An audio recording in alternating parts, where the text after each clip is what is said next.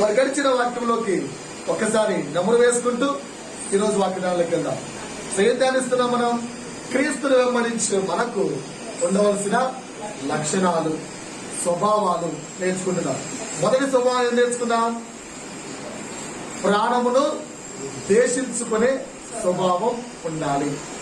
ప్రాణమును ద్వేషించుకునే స్వభావం ఉండాలి. ద్వేషించుకుంటున్నాము మన ప్రాణాన్ని, రైట్. తన్ను తాను ఉపేక్షించుకునే స్వభావం ఉండాలి. రెండోది ఏంటి? మనలను మనము ఉపేక్షించుకునే స్వభావం.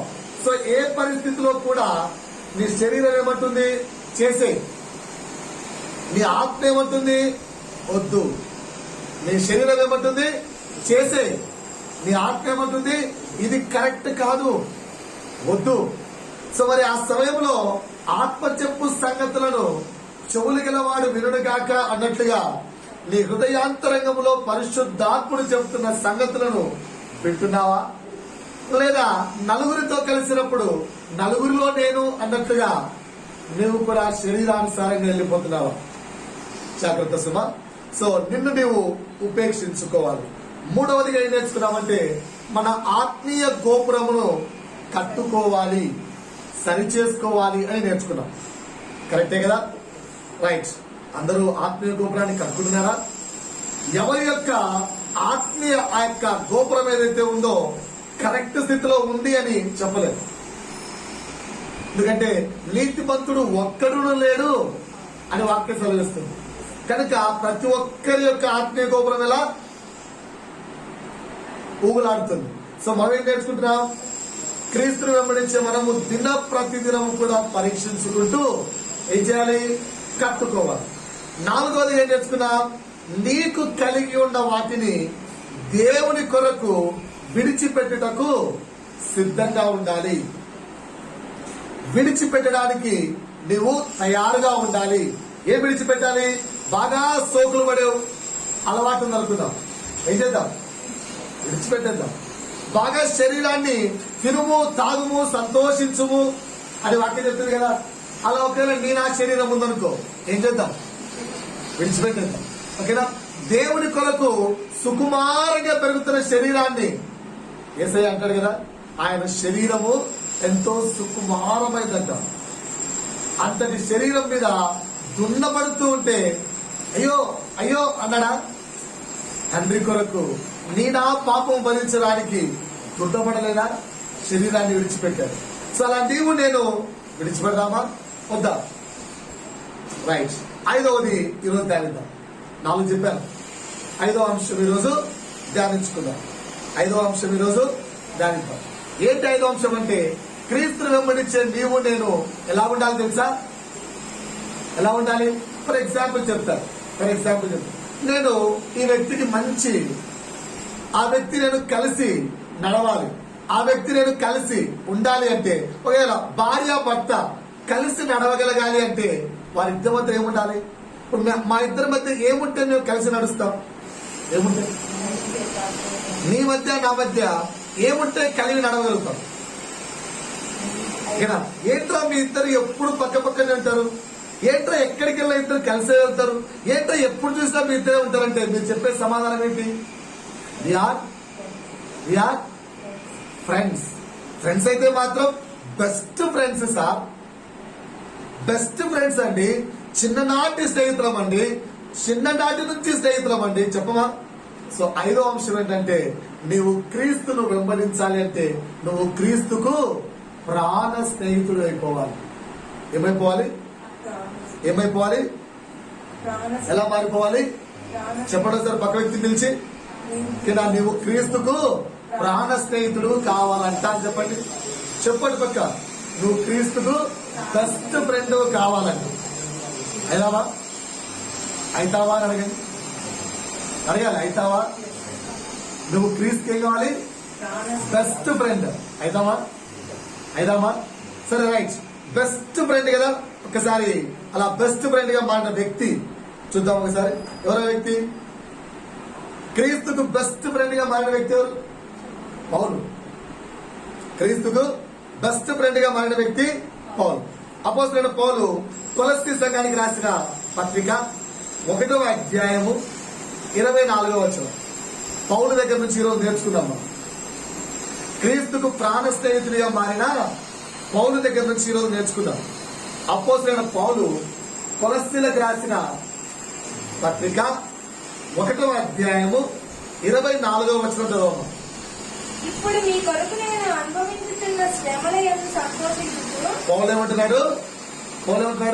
ఇప్పుడు మీ కొరకు నేను అనుభవించుతున్న శ్రమలను బట్టి నేనేమవుతున్నాను? సంతోషిస్తున్నాను. ఒక్కసారి నా వైపు చూడండి అందరూ, ఒక్కసారి నా వైపు చూడండి. మీలో ఎవరైనా నా కోసము శ్రమ పడేవారు ఉన్నారా? మీ పాస్టర్ కదండి, ఆ మాత్రం కూడా లేదా? మీలో ఎవరైనా నా కోసం కష్టపడేవారు ఉన్నారా? నా కోసం ఏనా? అంతే. ఏం కష్టపడతావు ఏమో, ఒక లిమిట్ ఉంటుంది బ్రదర్. దానికి కూడా ఏదో ఒక లిమిట్ వరకు కష్టపడమంటే కష్టపడతాం. మరి దాన్ని దాటి అంటే కొంచెం లోపల ఎక్కడో బాధ కలగచ్చు. చూస్తున్నా నా వైపు. నా కోసం కష్టపడమంటే కష్టపడతారా? సో అంటే మీకోసం మిమ్మల్ని కష్టపడమన్నాం అనుకోండి, కొంచెం ఓకే. పక్కవాడి కోసం కష్టపడమంటే కొంచెం కష్టం. అదే నీ కోసం నిన్ను కష్టపడమన్నాం అనుకో, కొంచెం బరువు. కరెక్టా? ఇక్కడ అపోస్తలుడైన పౌలు ఏమంటున్నాడు? కొలస్సీ సంఘం ఏమన్నా అపోస్తలుడైన పౌలుకు బంధువులా, చుట్టాలా, ఏమన్నా లేకపోతే బ్లడ్ రిలేషన్షిప్ ఉన్న అన్నదమ్ములా? కాదు కదా. సో ఏ మాత్రము ఎటువంటి సంబంధము లేని ఆ కొలస్సీ సంఘముతో ఏమంటున్నాడు? మీ కొరకు నేను అనుభవించుచున్నా శ్రమల యందు నేను. ఏ మాట కదా. ఎందును బట్టి ఈ మాట అంటున్నాడు? ఎదుటి వాడి కొరకు ఈయన పడుతున్న శ్రమ కూడా ఈయనకు సంతోషమే అంట. ఎందుకు దాని కింద రేపటి చదవమ్మా.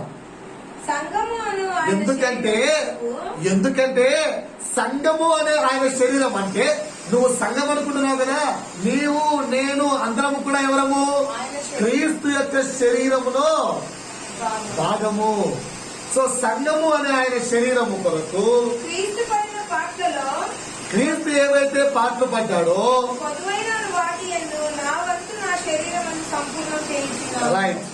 రైట్ ఒకసారి నవ్వుతున్నాడు. సరే ఏమంటున్నాడు?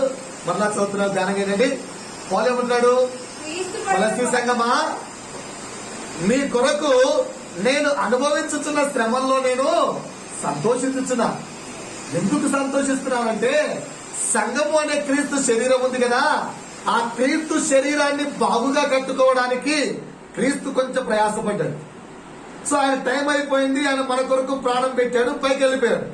సో మిగిలిపోయిన కష్టాన్ని నేను అనుభవించడానికి నేను ఇష్టపడుతున్నాను. కరెక్టా? నేను ఇష్టపడుతున్నా. ఎందుకు పౌలు ఇష్టపడుతున్నా అంటే, క్రీస్తు నా ప్రాణ స్నేహితుడు. క్రీస్తు నాకెవరు? ప్రాణ స్నేహితుడు. నా ప్రాణ స్నేహితుడు ఏదైతే కష్టాలు పడ్డాడో, ఏ దాని కొరకైతే ప్రయాసపడ్డాడో, ఏది నిర్మించడానికి బహుగా కష్టపడ్డాడో, ఆయన పడిన కష్టాన్ని ప్రాణ స్నేహితుడైన నేను కొనసాగిస్తున్నాను. అదే ఆ మాట. నేను ఆయన యొక్క ప్రాణ స్నేహితులమైతే మనం ఏం చేయాలి? క్రీస్తు పడిన లేదా క్రీస్తు కొనసాగించిన, క్రీస్తు ఏం కొనసాగించాడు? నిన్ను నన్ను ఆయన శరీరంలో ఒక భాగముగా చేసుకుని నిత్య రాజ్యములోనికి నిన్ను నన్ను చేర్చాలి అన్నది ఆయన యొక్క ఆశ. అందుకే తండ్రితో ఏమంటాడు? తండ్రి, నువ్వు నాకు ఎవరెవరినైతే అప్పగించావో దానిలో నేను వేటిని గాని ఎవరిని గాని పోగొట్టుకోలేదు. సో నన్ను ఆయన పోగొట్టుకోకుండా రక్షించాలని ఆశ కలిగి ఉన్నాడు. సో ప్రాణ స్నేహితుడైన నీవు నేను ఏం చేయాలి? ఆయన ఆశను కొనసాగించాలా లేదా? అందుకే నేను ఏమన్నాను? క్రీస్తుని వెంబడించే మనకు ఉండవలసిన 5వ లక్షణం ఏంటి? చెప్పండి ఒకసారి. ఉండవలసిన 5వ లక్షణం ఏంటి? క్రీస్తుకు ప్రాణ స్నేహితుడిగా మనము మారాలి. ఎలాగైతే పౌలు క్రీస్తుకు ప్రాణ స్నేహితుడిగా మారి క్రీస్తు కొలువగా మిగిలించిన పనులు నా వంతు అన్నాడు, కానీ నేను పూర్తి చేశాను అన్నాడా? క్రీస్తు మిగిల్చిన పనిని నేను పూర్తి చేశాను అని కూడా అక్కడ. నా వంతు నేను పూర్తి చేశాను. మరి ప్రశ్న నీకు రాసుకోండి, నీ వంతు నువ్వు పూర్తి చేస్తున్నావా? చెక్ చేసుకో. పౌలు తన వంతు తాను పూర్తి చేశాడట. అందరు నా వైపు చూస్తున్నారా? అందరు నా వైపు చూస్తున్నారా? పౌలు క్రీస్తు మిగిల్చిపోయిన పనిని తన వంతు తాను పూర్తి చేశాడు. మరి నీ వంతు నువ్వు పూర్తి చేస్తున్నావా?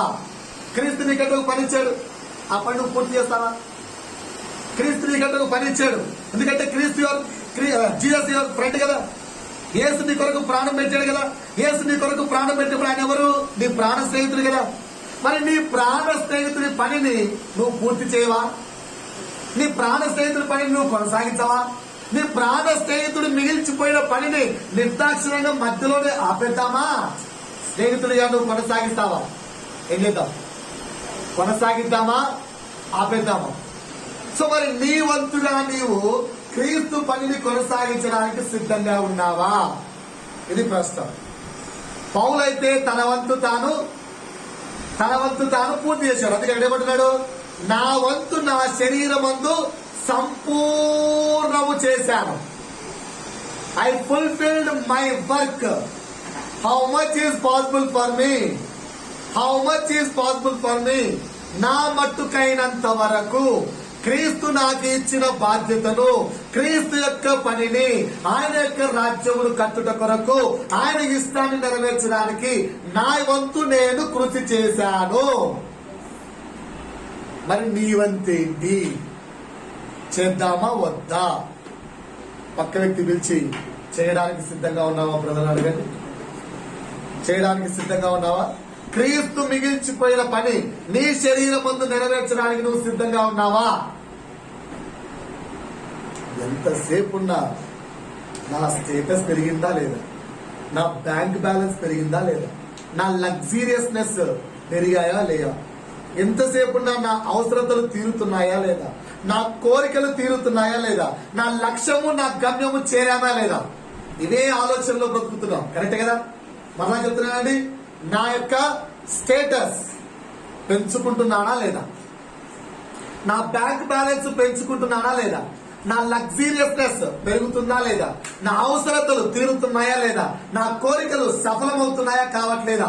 నా యొక్క గమ్యము, గురి, లక్ష్యం ఏదైతే ఉందో అది చేరడానికి నేను ప్రయాసపడుతున్నానా లేదా? ఇంతసేపే ఆలోచిస్తున్నాను. కానీ నా వంతు నా శరీరమందు, నా వంతు నా శరీరమందు క్రీస్తు పనిని సంపూర్ణము చేస్తున్నానా? ఈరోజు ఈ ప్రశ్న మీ హృదయాల్లో వేసుకుందామా?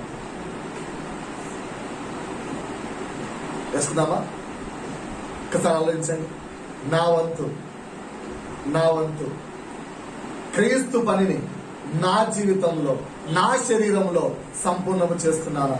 లేదా కేవలము నేను చెప్పినట్టుగా నా లైఫ్, నా స్టేటస్, నా యొక్క బ్యాంక్ బ్యాలెన్స్, నా యొక్క ఆస్తులు, నా యొక్క సంపాదన, నా ఉద్యోగము, నా కుటుంబము, నా పిల్లలు, నా వారు, నా బంధుత్వం, నా కోరిక, నా లక్ష్యం, నా గమ్యం, నా గురి, ఇలాగే బ్రతుకుతున్నావా? ప్రాణ స్నేహితుడా. ఎవరు పిలుస్తున్నారు దేవుడు నిన్ను? యోహాను సువార్త 10వ అధ్యాయం ఉంది కదా, నేను నిన్ను స్నేహితుడా అని పిలుస్తాను. యేసయ్య నీ దగ్గరకు వచ్చి ప్రాణ స్నేహితుడా, నా ప్రియుడా, నా ప్రాణ స్నేహితుడా, నా ప్రియుడా అని నిన్ను పిలుస్తూ ఉంటే ఆ ప్రాణ స్నేహితుడి యొక్క పని నెరవేర్చవా? నెరవేరుస్తున్నావా? ఎందుకు నెరవేర్చలేదండి కదా? ఎందుకు నెరవేర్చలేదు? చర్చికి వస్తున్నామో రావట్లేదా? చర్చికి వస్తున్నామో రావట్లేదా? చర్చికి వస్తున్నాం. పండుగలు బాగా సెలబ్రేట్ చేస్తున్నామా లేదా? చేస్తున్నాం. ఇంకా దశంభాగం అడిగితే దశంభాగం కూడా ఇస్తున్నాం. లేదంటే దాన ధర్మాలు చేయమంటే దాన ధర్మాలు కూడా చేస్తాం. యేసు మా దేవుడని గొప్పగా చెప్పుకుంటున్నాం. ఇంతకంటే ఏం చేయాలి? సరిపోతాయా కుమారుడా?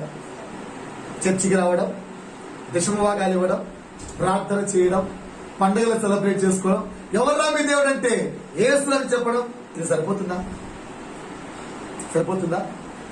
క్రీస్తు మిగిల్చిన పనిని కొనసాగించడానికి, నీ వంతు నువ్వు కొనసాగించడానికి ఈ కొన్ని చేస్తే సరిపోతాయా? ఏం చేద్దాం మరి? ఇంకొంచెం ప్రభువా. పౌలుడు వాడుకున్నావుగా, ప్రభువా పౌలును వాడుకున్నావుగా, ప్రభువా పేతురును వాడుకున్నావుగా, ప్రభువా యోహాను వాడుకున్నావుగా, నేను కూడా సిద్ధంగా ఉన్నాను ప్రభువా. ప్రభువా నేను కూడా రెడీగా ఉన్నాను ప్రభువా. యేసయ్యా నీ పనిని చేయడానికి నేను సిద్ధంగా ఉన్నాను ప్రభు. ప్రభు నీ పనిని అది ఏదైనా కానీ నన్ను వాడుకుంటానంటే, ఎక్కడో ఒక చిన్న మూలన వాడుకుంటానంటే, ఒక భాగం వాడుకుంటానంటే, కొంత వాడుకుంటానంటే ఆ కొంతకైనా నేను సిద్ధంగా ఉన్నాను ప్రభు అని ఎప్పుడన్నా దేవుడితో చెప్పావా?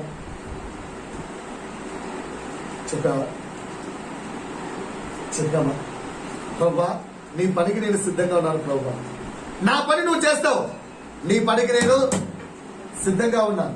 చెప్పావా ఎప్పుడన్నా? ఈరోజు చెప్తావా?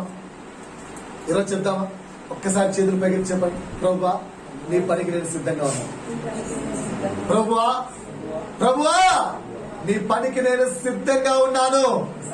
వాడుకోవా? వాడుకో యేసయ్యా, వాడుకోవయ్యా, వాడుకో యేసయ్యా, వాడుకోవయ్యా. పొద్దువాలిపోకముందే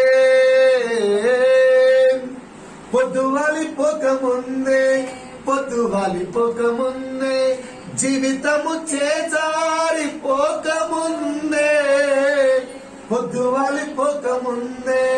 పొద్దువాలిపోకముందే జీవితము చేజారిపోకముందే. బాబా నీ నోటి బోరగా నన్ను వాడుకోవా, నీ చేతి పత్రికగా నన్ను వాడుకోవా, నీ రాజ్య వ్యాప్తికై ఒక పాత్రగా నన్ను వాడుకోవా, నీ కొరకు నన్ను వాడుకోవా అని నువ్వు ప్రార్థిస్తే దేవుడు నిన్ను వాడుకోడా? ఇది కదా దేవుడు కోరుకుంటున్నాడు. క్రీస్తును వెంబడించే వారి దగ్గర నుంచి ఏం కోరుకుంటున్నాడు? ఆయన ప్రాణ స్నేహితుడిగా ఆయన పనిని నీ వంతు నువ్వు కృషి చేయాలని, నీ వంతు నువ్వు ప్రయత్నించాలని కోరుకుంటున్నాడు. సహోదరుడా కరువు పైకెత్తి ఆలోచించున్నాడు. దేవుడు మీతోనే మాట్లాడుతున్నాడు. రైట్, ఇంకొక మాట చూద్దాం. ఈ విధంగా పౌలు దేవుడి యొక్క ప్రాణ స్నేహితుడిగా తన వంతు కృషి చేశాడు కదా. ఆ వ్యక్తి ఒక మాట అంటున్నాడు, అదేదో చూద్దామా? అపోస్తలుడైన పౌలు తిమోతికి రాసిన 2వ పత్రిక 3వ అధ్యాయము 10వ వచనం. అయితే నీవు నా బోధను, ఒక్కొక్కటి నిదానంగా వాక్యం చదువుతుంటే అమ్మా ఎదుటి వాడికి చదివేటప్పుడే పొడుచుకోవాలి, కత్తి దిగాలి. వాక్యం ఎలాంటిది? ఖడ్గము వంటిది అని రాయబడి ఉంది. సో అయితే నీవు నా బోధను, దాన్ని చెప్పండి అంతా నాతో పాటి పలకండి. నా బోధను. రైట్, ఇక్కడ నా అనే ప్లేస్ లో యేసు పెట్టుకుందాం. యేసు బోధను. యేసు ప్రవర్తనను చెప్పండి ఒకసారి. నేను చదువుతానంట ఒక్కొక్కటి. అయితే నీవు యేసు బోధను చెప్పాలి, యేసు ప్రవర్తనను, యేసు ఉద్దేశమును, యేసు విశ్వాసమును, యేసు దీర్ఘ శాంతమును, యేసు ప్రేమను, యేసు ఓర్పును. కొంచెం కిందికి వెళ్తే ఇంకో మాట ఉన్నాయి. యేసుకు కలిగినట్టి హింసలను, ఉపద్రవములను ఏమై ఉండాలట?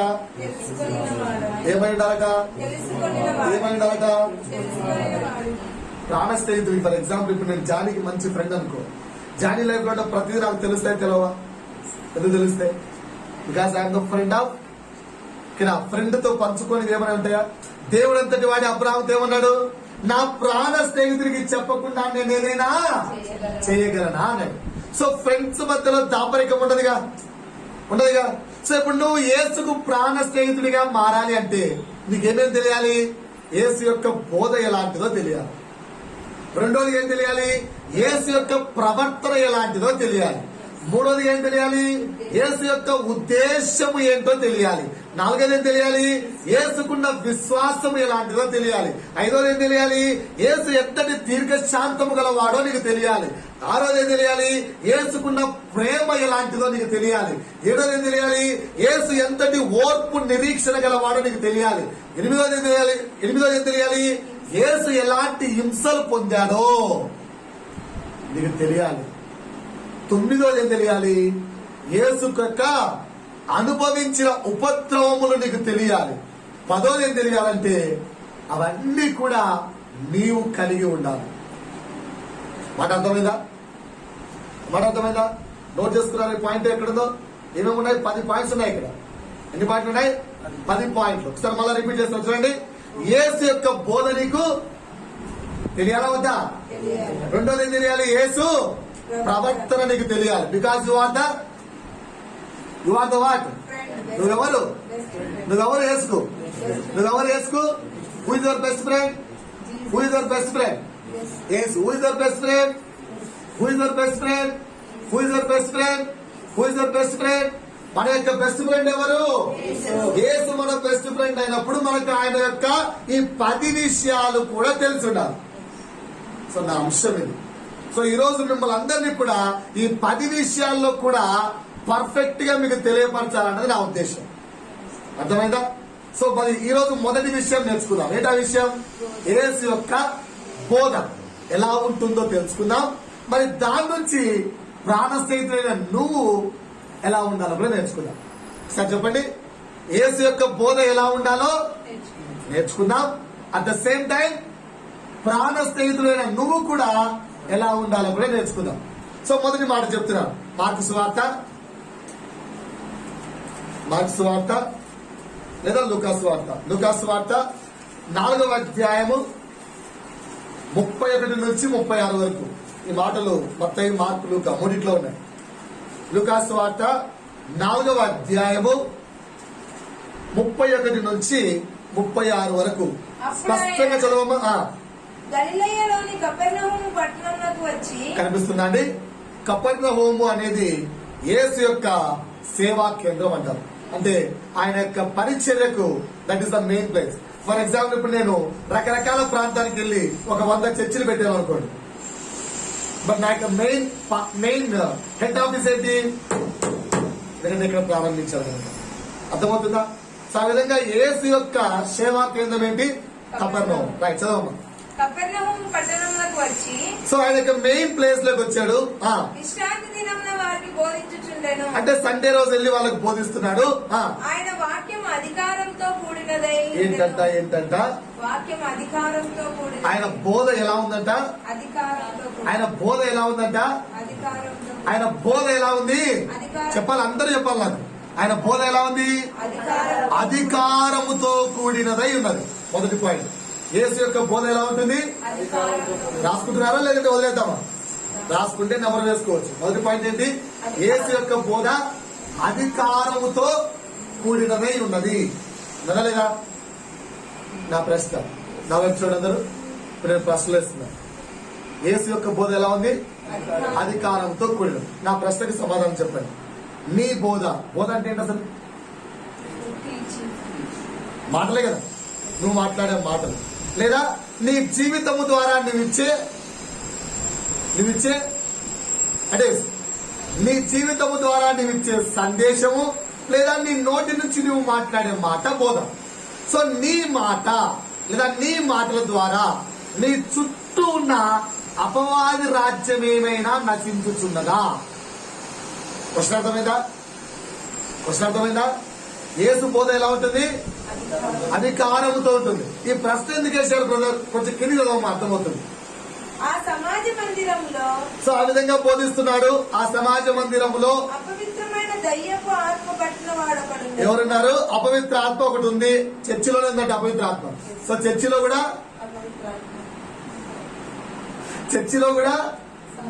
సాతాను ఉంటుంది. మన పక్కనే కూర్చోంటది. ఏం చేస్తుంది తెలుసా? కోకి మనల్ని డిస్టర్బ్ చేస్తుంటది. ఎందుకు? దేవుడి మాట నీలో కార్యం చేయకుండా, దేవుడి మాట నీలోకి వెళ్లకుండా నిన్ను నిద్రలోకో లేదా ఏదో ఆలోచనలోకో లేదా నిన్ను ఏదో పనుల్లోకో లాగేస్తుంటారు. అదే అపవిత్ర ఆత్మ. చర్చిలో కూడా అపవిత్ర ఆత్మ కూర్చోంటుంది. నిరాశకు అపవిత్రతకు చోటు ఇవ్వకుండా యేసు మాటలకు చోటు ఇవ్వండి. సో ఆ యొక్క అపవిత్ర ఆత్మ యేసుతో ఏమంటుంది? వాడు నజరేయుడైన యేసు, నజరేయుడైన యేసయ్యా, మాతో నీకేం పని స్వామి? చర్చిలో మేము ప్రశాంతంగానే ఉన్నాగా, వీలైన కాడికి అందరినీ బాగా మా రాజ్యంలోకి చేర్చుకుంటున్నాగా, నీకు మాతో పని ఏంది? ఎందుకు వచ్చావు చర్చిలోకి? అర్థమవుతుందా? అపవిత్రాత్మ ఉంటుంది. వీలైన కాడికి అందరినీ మా రాజ్యంలోకి తోలుకుంటున్నాగా. అందరూ ఏమనుకుంటున్నారు? చర్చిలో ఉన్నాములే, దేవుని రాజ్యంలో ఉన్నాములే, క్రీస్తు రాజ్యంలో ఉన్నాములే, క్రీస్తు యొక్క రాజ్యంలో మేము కూడా ఒక మెంబర్స్లే అనే భ్రమలో బ్రతుకుతున్నారు. కానీ మేమేం చేస్తున్నాం? వాళ్ళకి తెలియకుండానే వాళ్ళని మెల్లిగా ఇలా సాఫీగా లాగుతూ మా రాజ్యంలోకి తోలేసుకుంటున్నాం కదా. నువ్వు వచ్చేందుకు మమ్మల్ని డిస్టర్బ్ చేస్తున్నావు. ఎవరు అడిగారు ఈ మాట? ఎవరితో అడిగారు? అంటే యేసు రాక అపవాదికి ఏమైంది? రాజ్యము కలత స్టార్ట్ అయింది.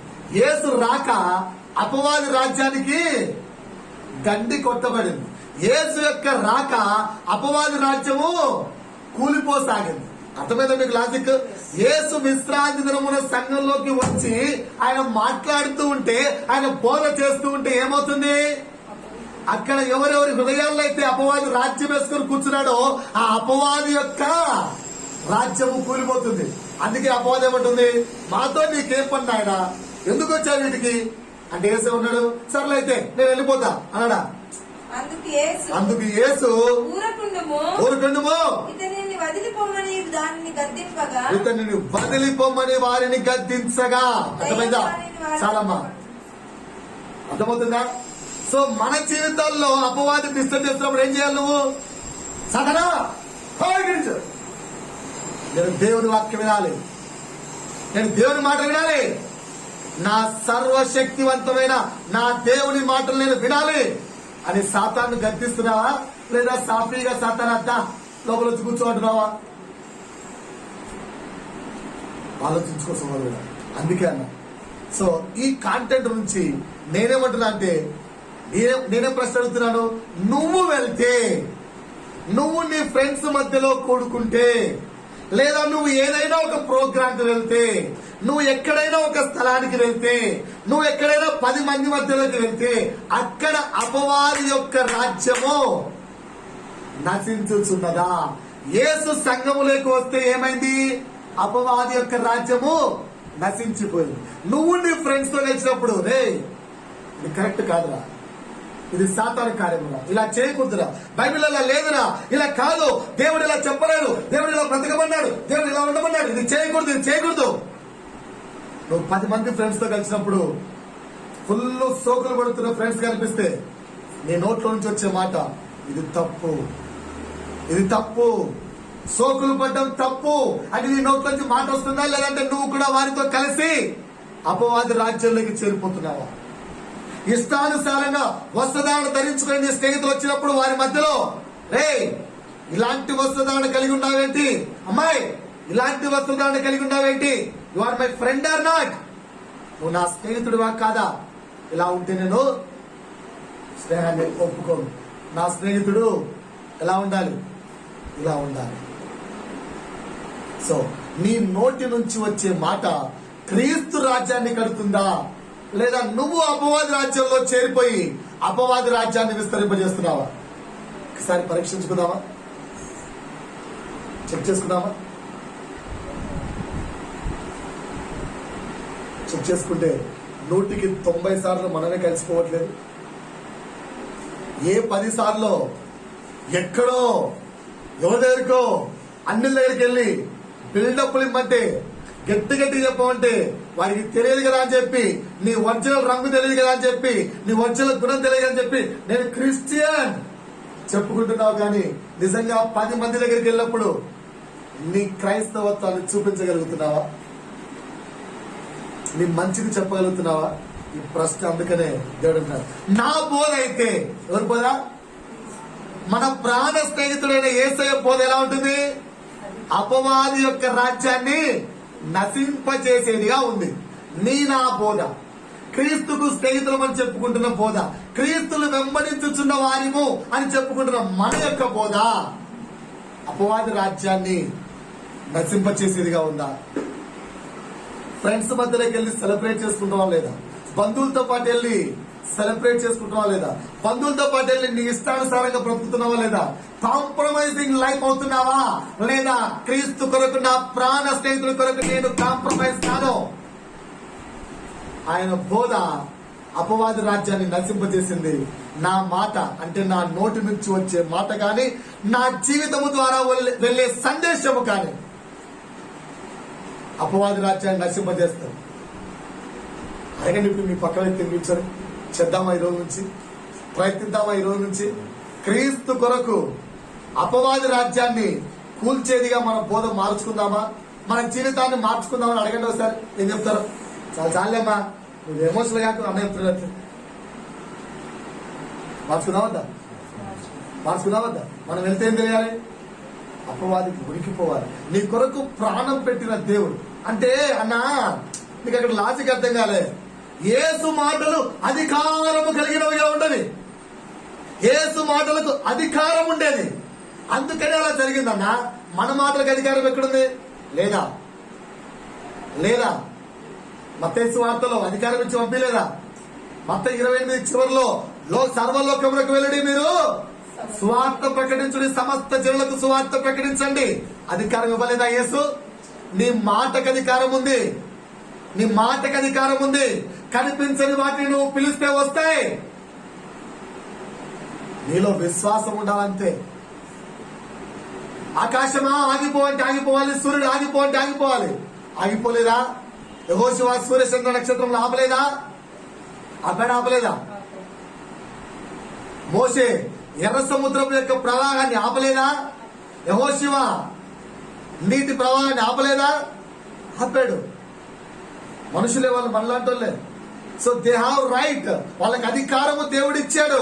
సో నీకు నాకు కూడా, అంటే నీ మాటకు నా మాటకు జ్వరం అండి, పులకరం అండి, అదండి, ఇదండి, ఆ ప్రాబ్లం, ఈ ప్రాబ్లం, సమస్యలతో లీనమైపోతూ అపవాది రాజ్యంలోకి చేరిపోతున్న సంగమా, సహోదరుడా, మేల్కో. ఈరోజు సమస్యలను చెప్పకు. నీ చేతుల్లో అధికారం ఉంది, నీ మాటకు అధికారం ఉంది. నా ఇంట్లో సాతాను రాజ్యం వెళుతుందండి, బల్ల గుద్ది చెప్పు, సాతానా ఓ నా ఇంట్లో నుంచి.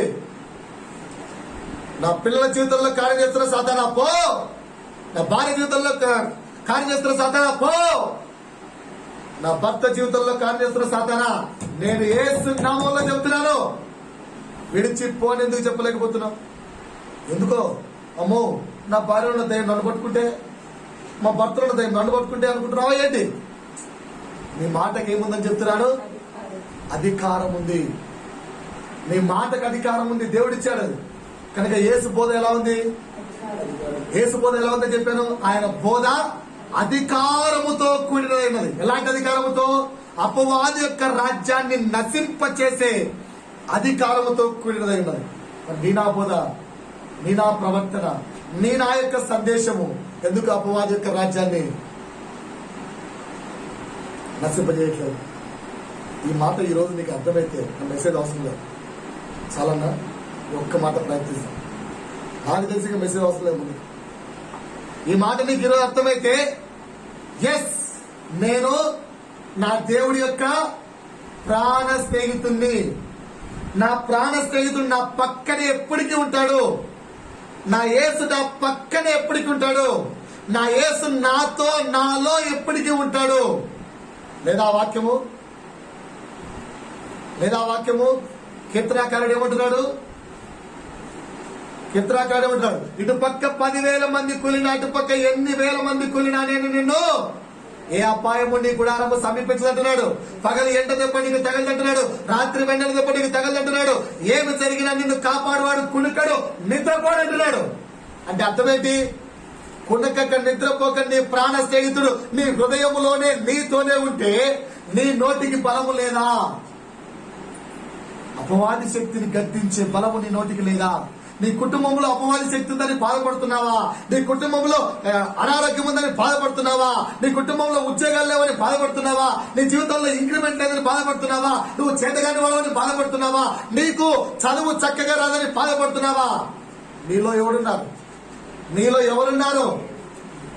దేవుడు అని చెప్తారండి. నీలో ఎవరున్నారు? నీ ప్రాణ స్నేహితుడైన సర్వ అధికారము కలిగిన యేసు నీతో ఉన్నాడు. నీ మాటకేముంది? నీ మాటకేముంది? అన్ని అధికారాలు పెట్టుకొని నేను సోమరిగా కూర్చుంటానండి, నాకేమీ చేత కాదండి, నేను ఇంట్లో కూర్చుంటానండి, నేను వాడి మీద డిపెండ్ అవుతాను, నేను వీడి మీద ఆధారపడతాను, నేను వాడిని నమ్ముకుంటా అంటే నీ బలాన్ని నువ్వు నమ్ముకోక, నీలో ఉన్న యేసును నువ్వు నమ్ముకోక, ఇప్పటికీ లోకానుసారమైన వెంబడి జనులు ఎలా వెళ్తే అలా. అర్థమవుతుందా సహోదరుడా? ఈరోజు నీ మాట ఏంటి? ఆయన బోధ చెప్పాలి. ఆయన బోధ అధికారముతో కూడినది. అంటే ఇప్పుడు నీ బోధ ఏంటి? నీ మాటకేముంది? నువ్వు ఉద్యోగం రా అంటే వస్తుంది దేవుని చిత్తంలో అంటే, కానీ నువ్వు దేవుని చిత్తాన్ని తెలుసుకోవాలి. ఓకేనా? అధికారం ఉంది అని చెప్పి పౌలు ఎట్లా పడితే అట్లా చేశాడా? పౌలు చనిపోయిన వారిని లేపాడా లేదా? పౌలు చనిపోయిన వారిని లేపాడు. ఓకేనా? చనిపోయిన వారిని లేపాడు కనుక ప్రభువా మరణమే నాకు రాకుండా ఉండదు కాక అనేచ్చుగా. చనిపోయిన లేపితే లేచాడు లేదా పౌలు? పౌలు చనిపోయిన దగ్గరికి వెళ్ళి చిన్నారి కుమారుడా లే అంటే లేచాడా లేదా? మరి అదే అధికారం ఉన్న నోటితో నేను మృత్యుంజయుడనై ఉండదు గాక అనగా, అధికారము కలిగిన వ్యక్తి దేవుని చిత్తం ఏదో తెలుసుకుని ఆ చిత్తానుసారంగా నోటిని వాడతాడు. సో నీ యొక్క ప్రవర్తన, నీ యొక్క మాట ఎలా ఉండాలి? అపవాది యొక్క రాజ్యాన్ని నశింప చేసేది ఎక్కడ? నీ ఫ్రెండ్ సర్కిల్లో, ఎక్కడ? నీ కాలేజీలో, ఎక్కడ? నీ ఉద్యోగ స్థలములో, ఎక్కడ? నీ ఇంట్లో. నా ఇంట్లో అందరూ అపవాదులే అండి. నీవు అపవాది యొక్క రాజ్యాన్ని నువ్వు కూల్చు, లేదా నువ్వు కూడా అపవాదిలో కలిసిపోయావా? అర్థమవుతుందా? రెండో మాట చెప్తాను. మత్తయి సువార్త 11వ అధ్యాయము 20వ వచనం చదవమ్మా. మత్తయి సువార్త పిమ్మట ఏ ఏ పట్టణములలో ఆయన విస్తారమైన అద్భుతములు చేసెనో. ఏంటంట ఏ ఏ పట్టణములలో ఆయన విస్తారమైన ఏం చేశాడు? ఒకసారి నా వైపు చూడండి అందరూ కూడా. ఏ ఏ పట్టణాలలో అయితే విస్తారముగా, ఒకటా రెండా? విస్తారం అంటే ఎంత? ఎప్పుడు వాడతావు వర్డ్? చాలా కదా. ఏ ఏ పట్టణాల్లో అయితే విస్తారమైన ఏం చేశాడు? అద్భుతములు చేశాడు. ఆ పట్టణముల వారు మారు మనస్సు పొందకపోవుట వలన ఆయన వారి ఇంట్లు గద్దింపసాగెను. అంటే ఆయన బోధలో ఏముంది? మొదటి మాట ఆయన బోధలో అధికారం ఉంది. రెండవ మాట ఆయన బోధలో ఎప్పుడు గద్దింపు ఉంది? ఊరుకునే గద్దించేశాడా? ఎలా? ఎప్పుడు గద్దించాడు? విస్తారమైన ఆశీర్వాదాలు జీవితంలో చేసినా ఇంకా మారు మనస్సు నొందకపోతే అప్పుడు గద్దిస్తున్నాడు. అర్థమవుతుందా? ఒక్కసారి నీ నా జీవితంలో ఎన్ని అద్భుతాలు చేశాడో దేవుడు ఒకసారి చెక్ చేసుకున్నాను. ఇక్కడ ఒక కవి అంటాడు కదా, ప్రభువా నీ కృపను, నీ మేలులను వర్ణించడానికి ఏం కావాలి తెలుసా? సముద్రం అంతా కూడా సిరాగా మారుస్తే, సముద్రంలో ఉన్న నీళ్ళన్నీ భూమి మీద ఎన్ని నీళ్లున్నాయో అన్నిటినీ ఇంకుగా మారుస్తే, ఆకాశమును పుస్తకముగా మారుస్తే, అదవుతుందా? భూమి మీద ఉన్న నీళ్ళన్నీ ఇంకంట, ఆకాశమంతా పుస్తకం అంట. రాయడం మొదలు పెడితే ఓన్లీ పరిచయం అయిపోతుందంట, అంతే. క్రీస్తు యొక్క మేలు రాయడం మొదలు పెడితే ఓన్లీ పరిచయం అయిపోతుందట. మరి మొత్తం మేలు రాయంటే ఎంత కావాలి? ఎన్ని ఆకాశాలు కావాలి? అర్థమవుతుందా? మరి అన్ని మేలు నీ జీవితంలో చేస్తే ఏం సిస్టర్, ఏం బ్రదర్స్, మేలు చేశాడా లేదా దేవుడు? అన్ని మేలు నీ జీవితంలో చేస్తూ ఉంటే నువ్వు ఇంకా మారు మనస్సులో ఉండకపోతే నిన్ను గద్దించాలా, లేదంటే అంతకంటే మించి వేయాలా? ఆలోచించుకోండి. ఇంకా మన ప్రవర్తన మారకపోతే, ఇంకా మన విలాసాలు మారకపోతే, ఇంకా మన యొక్క మాట తీరు మారకపోతే, ఇంకా మన యొక్క ఆలోచన విధానం మారకపోతే, ఇంకా మనము నడవలసిన నడక సరిగా నడవకపోతే ఏం చేద్దామంటారు? దేవుడు ఏం చేయాలి? ఆ? గద్దించాలి. సో మరి నువ్వు గద్దింపు స్థితిలో ఉన్నావేమో జాగ్రత్త. సో ఆయన బోధ ఎలా ఉంటుంది? గద్దించేదిగా ఉంటుంది. మరి నీనా బోధ కుటుంబంలో ఎందుకు గద్దించేదిగా లేదు? పిల్లలు ఇంకా మారు మనసు పొందకపోతే, నీ చుట్టూ ఉన్న నీ బంధు పరివారము మారు మనసు పొందకపోతే, ఒకసారి చెప్పావు వినలేదు, 2 సార్లు చెప్పావు వినలేదు, 3 సార్లు చెప్పావు వినలేదు, 4 సార్లు చెప్పావు వినలేదు, చాలా సార్లు చెప్పావు వినలేదు, మరి చివరిగా నువ్వు చెప్పాల్సింది ఎలా? అందుకే నేను ఇక్కడ ప్రశ్న వేస్తున్నాను, సమాధానం మీరే రాసుకోండి. నీ బోధ, ఏసు బోధ చెప్పలేదు. ఏసు బోధ ఎలా ఉంది? ఏసు బోధ అధికారముతో కూడింది, రెండోది గద్దించేదిగా ఉంది. కానీ నేను నీ బోధ గద్దించేదా, బ్రతిమాలుకునేదా, శపించేదా? ఇప్పుడు ఇంట్లో నీ బోధ ఎలా ఉంది? నీ మాట తీరు ఎలా ఉంది? ఇంట్లో పిల్లలు మాట వినకపోతే, నీ బంధువులు మాట వినకపోతే, నీ భర్త మాట వినకపోతే, భార్య మాట వినకపోతే, ఆన్సర్ నావే చూడాలి, చెప్పాలి. నీ బోధ గద్దించేదిగా ఉందా, బ్రతిమాలుకునేదిగా ఉందా, లేదా శపించేదిగా ఉందా? నాశనం అయిపోతావు రే, నాశనం అయిపోతావు అని కొడుకును, భర్తను, భార్యలను అంటున్నావేమో చూసుకో. లేకపోతే అది శపించమంటే, లేకపోతే మారు నాయన, చెయ్యకు నాయన, తెట్టు నాయన, రా నాయన, పలుకురా, వినరా, విను తల్లి, తొత్తు తల్లి అంటున్నావా? ఎలా ఉండాలంటున్నాడు దేవుడు? ఎలా ఉండాలంటున్నాడు?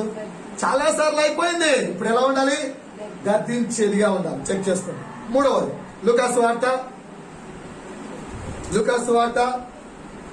13వ అధ్యాయము 10 నుంచి 17 వరకు చదవమ్మా. విశ్రాంతి దినమున ఆయన యొక్క సమాజ మందిరంలో బోధించుచున్నప్పుడు, 18 ఏండ్ల నుండి 18 years నుంచి బలహీనంగా ఉన్న దయ్యం పట్టిన ఒక స్త్రీ అచ్చట ఉండెను. ఓకే. ఆమె నడుము వంగిపోయి ఎంత మాత్రము చక్కగా నిలవబడలేకుండెను. ఓకే. యేసు ఆమెను చూచి రమ్మని పిలిచి, అమ్మా, ఈ బలహీనత నుండి విడుదల పొంది ఉన్నామని ఆమెతో చెప్పి ఆమె మీద చేతులు ఉంచగానే ఆమె చక్కగా నిలవబడి దేవుని మహిమపరిచెను. దేవునికి స్తోత్రం. యేసు విశ్రాంతి దినమున స్వస్థపరిచినందున ఆ సమాజ మందిరపు అధికారి కోపముతో మండిపడి జన సమూహమును చూచి పని చేయదగిన 6 దినములు కలవు కదా సుమా, ఆ దినంలోనే వచ్చి స్వస్థత పొందుడి, ఆ దినాల్లో వచ్చి స్వస్థత పొందుడని జనాలు చెప్పాడు. విశ్రాంతి దినమందు రావద్దని చెప్పాను. ఓకే. అందుకు ప్రభు ఏమంటున్నాడు చూడండి. ఒక్క నిమిషం ఆగమ్మా, ఒక్క నిమిషం. అంత నా వైపు చూస్తారా? జరిగే సినారియో మొత్తం అర్థమైందిగా. విశ్రాంతి దినములో ఏం చేశాడు యేసు? 18 years నుంచి అనారోగ్యంతో ఉన్న స్త్రీని స్వస్థపరిచాడు. అందుకు ఆ యొక్క బోధకుడు, అంటే ఆ యొక్క చర్చిలో ఉన్న అధికారి ఏమంటున్నాడు? అమ్మా, రిమైనింగ్ 6 days వచ్చి స్వస్థత పొందని కావాలంటే ఆదివారం రోజు స్వస్థత పొందేట్లా అనేది గద్దించాడు. అందుకు యేసు ఏమంటున్నాడు అంటే, సంఘములో కొన్ని ఆచారాలు పాటిస్తున్నారు కదా, క్రైస్తవ ఆచారములు, క్రైస్తవ సాంప్రదాయములు పాటిస్తున్న దేశదారులారా, అందులో మనం ఉన్నామా? లేమా?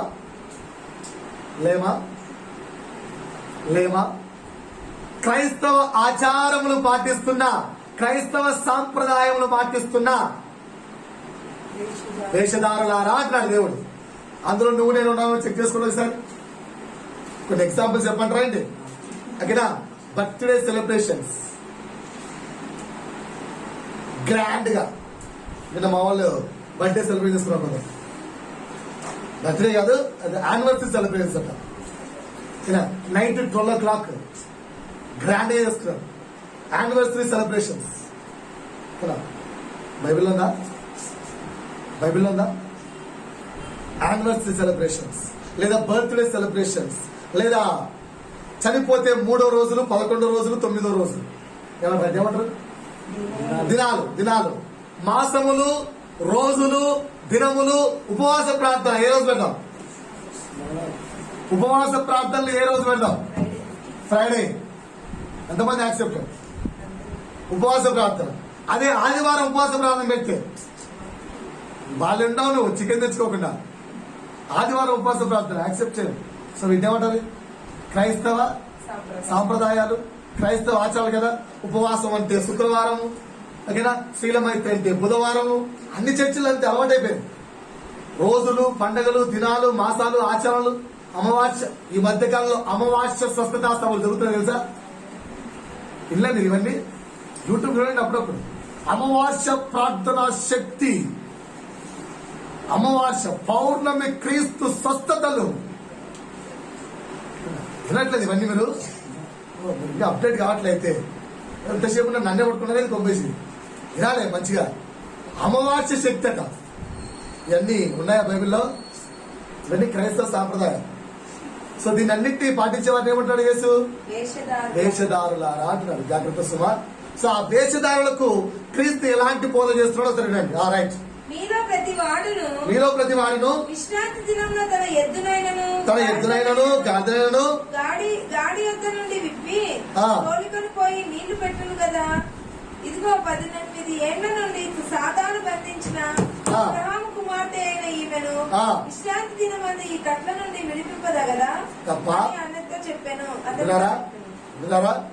క్రీస్తు బోధ ఇక్కడ ఎలా ఉందంటే ఆచారములను గెలిచేదిగా ఉంది. ఎలా ఉంది? క్రీస్తు బోధ ఎలా ఉంది? ఆచారములను గెలిచేదిగా. నీ ప్రవర్తన, నా ప్రవర్తన, నీ జీవితము ద్వారా వచ్చే సందేశము ఆచారములను గెలిచేదిగా ఉందా, ఓడిపోయేదిగా ఉందా? ఆచారాలు గెలుస్తున్నావా? ఆచారాలు గెలుస్తున్నారా? ఒక్క పెళ్లి రోజు చాలు క్రైస్తవ ఆచారాలు మొత్తం పెట్టబడతాయి. ఓకేనా? ఇటు పక్క పాస్టర్, ఇటు పక్క హిందూ పెళ్లి. ఒక్కరోజు ఏదైనా ఒక షాప్ ఓపెన్ చేస్తున్నామంటే పాస్టర్తో ప్రార్థన, పూజారితో మంత్రాలు. ఇల్లు ఓపెన్ చేస్తున్నామంటే పాస్టర్తో ప్రార్థన, అంతకంటే ముందు కిచెన్ రూమ్ లో పాలు పొంగడాలు. ఉన్నాయా లేదా? సో కానీ క్రీస్తు బోధ ఎలా ఉంది? అలా ఉందా? క్రీస్తు బోధ ఆచారములను జయించేదిగా, గెలిచేదిగా ఉంది. మరి నీ నా బోధ అలా ఉందా? చెక్ చేసుకోండి. 4వది చెప్తున్నాను. 4వది లూకా సువార్త 20వ అధ్యాయము 1 నుంచి 2 వరకు త్వరగా చెప్పాలా. ఈరోజు 4 మాటలు చెప్తాను. ప్రభు చిత్తమైతే వచ్చే వారం మిగతా 6 అంశాలు చెప్తాను. ఆ దినములలో ఒకనాడు ఆయన దేవాలయంలో ప్రజలకు బోధిస్తూ సువార్తను ప్రకటించుచున్నప్పుడు ప్రధాన యాజకులను, ఎవరండి చెప్పాలి? ఎవరు? ప్రధాన యాజకులు. ఎక్కడికి వచ్చారు? ఏసు దగ్గరకు వచ్చారు. వచ్చేయమంటున్నారు? సింపుల్, చాలా మంది చెప్తారు. ఏసు దగ్గరకు వచ్చేయమంటున్నారు? ఎవరు నీకు అధికారం ఇచ్చారు? Who gave this right to do it? ఎవరు నీకు అధికారం ఇచ్చారు? నువ్వు స్వస్థత చేయడానికి ఎవరు అధికారం ఇచ్చారు? నువ్వు సువార్త ప్రకటించడానికి ఎవరు అధికారం ఇచ్చారు? ఇలా చెప్పడానికి నీకు ఇచ్చిన అధికారం ఎవరు నీకు అధికారం ఇచ్చారు అని అడిగితే ఆడిప్పుడు నువ్వెవడరా నన్ను అడగడానికి అలా చాలకూడదు. వీధి సువార్తకి వెళ్దాం, పల్లె సువార్తకి వెళ్దాం. వెళ్ళడం వెంటనే ఎవరైనా అడ్డుకోవాలా? అడ్డుకుంటే మనం చెప్పేది ఎలాగేంటి? రాజ్యాంగం మాకు హక్కిచ్చింది, నువ్వెవడరా నన్ను అడ్డుకోవడానికి? యేసు బోధ అలా ఉందా? మరి అలాగని చెప్పి అడ్డుకున్నారని చెప్పి యేసు ఎందుకు వచ్చారా? చెప్పరేంటి? బోధ చేశాడా లేదా? సో ఇప్పుడు మనం వెళ్తే ఎవరైనా అడ్డుకున్నారనుకో మన పరిస్థితి ఏంటి? అంత రేపు నాకు ఏం చేద్దాం బ్రదర్? ఇప్పుడు ఒక పల్లెకి వెళ్ళాం. ఆ పల్లెటూరులో ఏంటన్నా ఇట్టు వచ్చారు అన్నాడు. అంటే అన్న సువార్త చెప్పడానికి వచ్చామన్నా అని చెప్పాం. సువార్త చెప్పడానికంటే మొత్తం 10 మంది వచ్చి అడ్డుకున్నారు. ఏం చేద్దాం? మనం కూడా 10 మంది ఉన్నాం అనుకో. ఏంటంటే ఏంట్రా అన్నావా? ఏం చేద్దాం అక్క? ఏం చేద్దాం?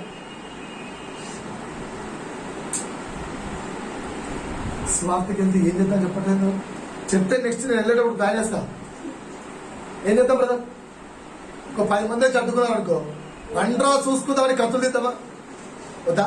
లేకపోతే సేఫ్ జోన్ కత్తి కూడా పెట్టుకోదామా? మనం అన్న పేతురులాగా పేతురు పెట్టుకోమేనా లేదా? సేఫ్ జోన్ కత్తి రెడీగా పెట్టుకోమేడు. ఎవరు రాంటో దాన్ని నరికేశాడు. మనం కూడా నరికేద్దామా? ఏం చేస్తామంటారు మరి? క్రీస్తు ఏం చేస్తే మనం కూడా అదే చేయాలి. సో యేసు బోధ ఏం చేసింది? వాళ్ళు వచ్చి అడిగారు అని చెప్పి వాళ్ళతో గొడవలేదు. ఏం చేశాడు? సింపుల్ గా 9 నుంచి 18 వరకు వెళ్తే అర్థమవుతుంది. అదే అధ్యాయము 9 to 18 సింపుల్ గా ఏం చెప్పాడమ్మా?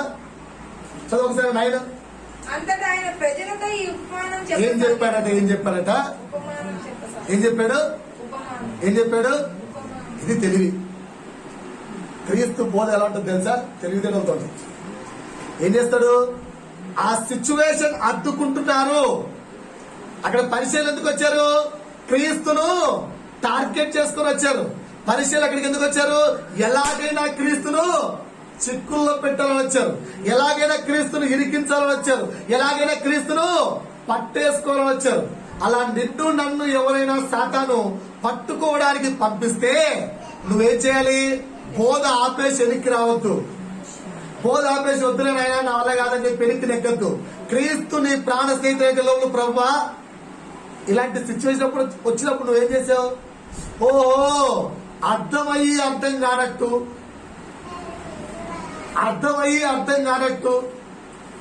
వాడికి అది అర్థమయ్యేలోగే ఇక్కడ నుంచి క్రీస్తు తప్పించుకోబోయేటట్టు, వాడికి అర్థమయ్యేసరికి అరే నేను తప్పులో ఉన్నాడ్రా అని వాడు రియలైజ్ అయ్యేటట్టు ఏం చేశాడు? వాక్యాన్ని ఎలా బోధించాడు? తెలివిగా ఉపమానములతో బోధించాడు. సో మొదటి మాట చెప్పాను, యేసు యొక్క బోధ అధికారము కలిగినదై ఉంటుంది. రెండోది ఏం చెప్పాను? యేసు యొక్క బోధ మారు మనస్సునుందని ప్రజలకు గద్దించేదిగా ఉంటుంది. మూడోది ఏం చెప్పాను? యేసు యొక్క బోధ ఆచారములను గెలిచేదిగా జయించేదిగా ఉంటుంది. నాలుగో మాట చెప్తున్నాను, యేసు యొక్క బోధ తెలివితో ఉపమాన రీతిగా ఉంటుంది. ఎగ్జాంపుల్ చెప్తాను. ఫర్ ఎగ్జాంపుల్ ఒక యంగ్స్టర్ ఉన్నాడు. అదేనా యంగ్స్టర్ ఏదైనా ఒక ప్లేస్కి వెళ్ళినప్పుడు ఆ ప్లేస్ లో ఏదైనా తప్పు చేయడానికి వెళ్ళాడు అనుకుందాం. ఆడు దొరికిపోతే తప్పు చేయడానికి వచ్చాను బ్రదర్ కొట్టండి అంటాడా? ఏమంటాడు? అన్నా యాక్చువల్ గా నేను ఎందుకు రాలేదన్నా, నేను యాక్చువల్ గా వేరేది చూస్తూ ఇలా వస్తే ఇక్కడ ఇది కనిపిస్తే ఇది ఏదో అనుకొని దీన్ని టచ్ అయిపోయాను, వీళ్ళు దొంగలంటున్నారని నన్ను జస్ట్ టచ్ చేశానంతే. ఇది ఏంటో అంటే ఆ టచ్ చేసినప్పుడు ఏమైపోయింది? అది కింద పడిపోతుంటే దాన్ని బాగు చేస్తున్నానంతే. తెలివిగా జ్ఞానంగా తప్పించుకున్నా లేదా? సో నువ్వు కూడా నీ బోధ ఎలా ఉండాలి? నువ్వు 10 మందిలోకి వెళ్ళినప్పుడు నీ బోధ ఎలా ఉండాలంటే నీ మాట వారితో ఆర్గ్యుమెంట్ చేసేదిగా ఉండకూడదు.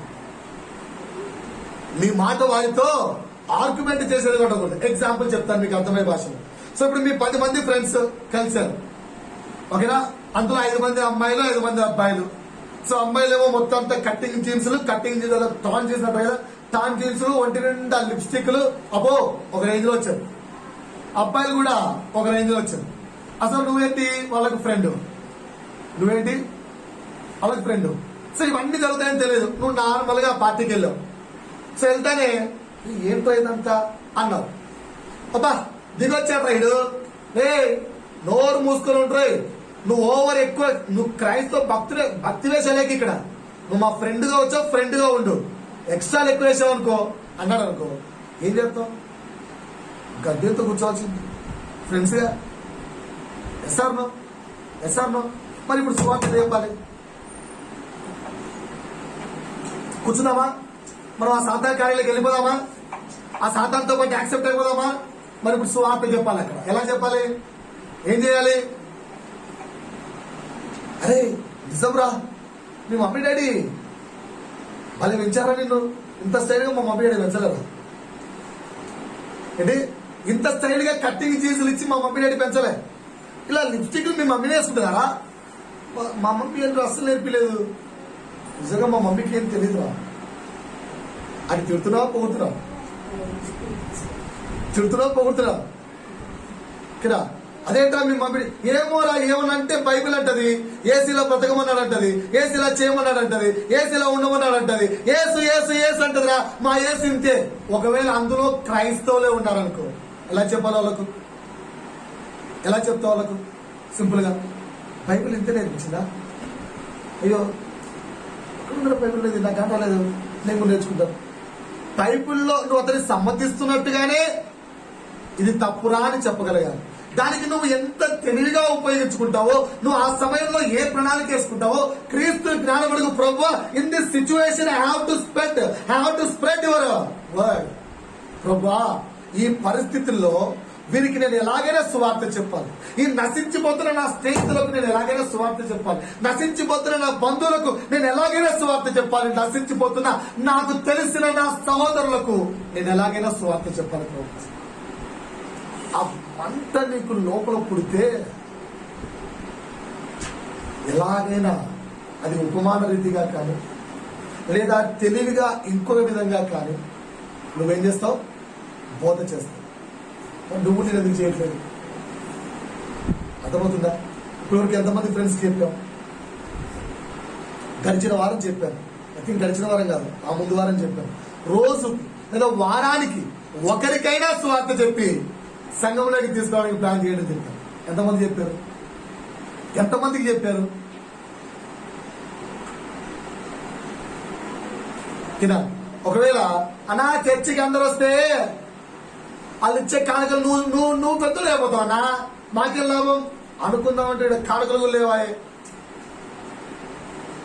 సరే, ఆ వచ్చిన ఆత్మ ఏమన్నా నా అకౌంట్లో పడుతుంటే అలాంటి అకౌంట్లు కూడా లేవాయే పైన పర్లోక రాజ్యంలో. బిడ్డ అశోక్, ఇన్ని ఆత్మలు నీ అకౌంట్లో ఏమీ లేవు అలాంటివన్నీ. సో ఆ క్రెడిట్ ఎవరికి? ఆ ఆత్మను రక్షించిన కృప ఎవరి మీద వస్తుంది? నీ మీదే వస్తుంది. నీ రూమ్ లో 4 ఫ్రెండ్స్ ఉన్నారు, నీతో 10 మంది ఫ్రెండ్స్ ఉన్నారు, నీ చుట్టూ 10 మంది ఫ్రెండ్స్ ఉన్నారు, నీ కుటుంబ బంధువులు ఉన్నారు, నీ ఇరుగు పొరుగు వారు ఉన్నారు. నోట్ నుంచి ఒక మాట అనేసే తెలివిగా. ఉప్పు కావాలంటే, పప్పు కావాలంటే, కారం కావాలంటే, డబ్బులు కావాలంటే ఎంత తెలివిగా అడుగుతావు? అప్పు కావాలంటే ఇంకెంత తెలివిగా అడుగుతావు? అడుగుతావు. అప్పు ఎలాగైనా పొందుకుంటావా లేదా? మరి అంత తెలివితేటలు ఉపయోగించి వ్యక్తిని ఎందుకు రాబట్టలేకపోతున్నావు? క్రీస్తు బోధ అయితే తెలివిగా ఉపమాన రీతిగా వ్యక్తిని సంపాదించేదిగా ఉంటుంది, వ్యక్తిని తన రాజ్యంలోకి చేర్చేదిగా ఉంటుంది. మరి నీ నా బోధ అమ్మా చిన్నపిల్లలు ఎంతమందికి చెప్పారండి సువార్త? ఎంతమంది ఫ్రెండ్స్కి చెప్పారు? యంగ్స్టర్స్ ఎంతమంది ఫ్రెండ్స్కి చెప్పారు? లేదా వాళ్ళతో పాటు కలిసి ఎలా చేస్తున్నామా? లేదా వాళ్ళలాగే మనం కూడా లోకానుసారమైన సోకులతో వెళ్తున్నామా? క్రీస్తును చూపిస్తున్నామా లేదా లోకాన్ని చూపిస్తున్నామా? యంగ్స్టర్స్, పెద్దవారు, మీరెంతమంది చెప్పారు? క్రీస్తు యొక్క మంచి నువ్వు ఎందుకు పంచలేకపోతున్నావు? సో 4 మాటలు చెప్పాను ఈరోజు. సో క్రీస్తును వెంబడించే వారికి ఉండాల్సిన లక్షణం ఏంటి? నువ్వెవరు? యేసు యొక్క ప్రాణ స్నేహితుడవు. నీ ప్రాణ స్నేహితుడు ఎవరు? యేసు. కనుక నువ్వేం చేయాలి? నీ వంతు, నీ కొరకు ప్రాణం పెట్టిన యేసుకై నీ వంతు ఏమిటి? అది ప్రశ్న. నీ కొరకు ప్రాణము పెట్టిన యేసుకై నీ వంతు ఏంటి?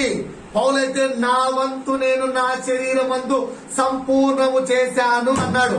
మరి నీ వంతు ఏంటి? ఇది ప్రశ్న. సో ఆ ప్రశ్నలో యేసు గురించి మొత్తము తెలుసుకుంటున్నాం. అందులో యేసు యొక్క బోధ ఎలా ఉంటుందో 4 మాటలు నేర్చుకున్నాం. ఏంటి మొదటి మాట? యేసు బోధ అధికారము కలిగినదై ఉంటుంది. రెండోది ఏంటి? యేసు యొక్క బోధ మారు మనస్సునందని ప్రజలకై గద్దించేదిగా ఉంటుంది. మూడోది ఏంటి? యేసు యొక్క బోధ ఆచారములను జయించేదిగా ఉంటుంది. యేసు యొక్క బోధ తెలివితో కూడినదై ఉపమాన రీతిగా నశించు వాడిని, తప్పిపోయిన వాడిని రక్షించేదిగా ఉంటుంది. సో నీ నా బోధ కూడా క్రీస్తును వెంబడిస్తున్నా కనుక నీ నా బోధ కూడా ఎలా ఉండాలి? అధికారముతో కూడినదై ఉండాలి, గద్దించేదిగా ఉండాలి, ఆచారాన్ని గెలిచేదిగా ఉండాలి, నీ సహోదరుణ్ణి తెలివితేటలతో క్రీస్తు రాజ్యములోనికి చేర్చేదిగా ఉండాలి. ఎంతమంది సిద్ధంగా ఉన్నారు? చేతులు ఎత్తితే. నేను చేర్చడానికి, క్రీస్తులా బోధించడానికి ఈ రోజు నుంచి ప్రయత్నిస్తాను అనుకున్నవాడు చేతుల పైకెత్తి దేవా స్తోత్రం చెప్తాం. హల్లెలూయా, హల్లెలూయా, హల్లెలూయా. దేవుడి యొక్క మాటల ద్వారా మనల్ని బలపరచును గాక. ప్రభు బలలో పాల్పంచుకునేవారు మోకరించినట్లయితే